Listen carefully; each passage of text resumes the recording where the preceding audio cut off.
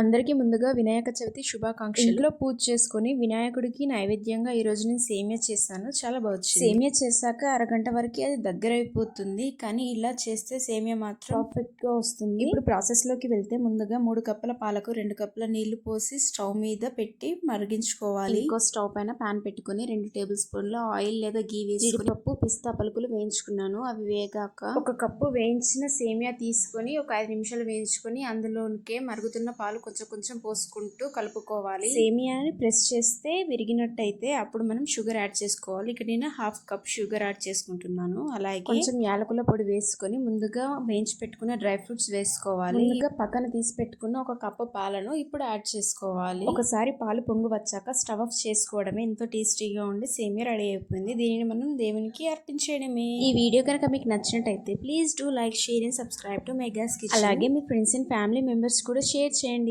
Thank you for watching. Bye bye.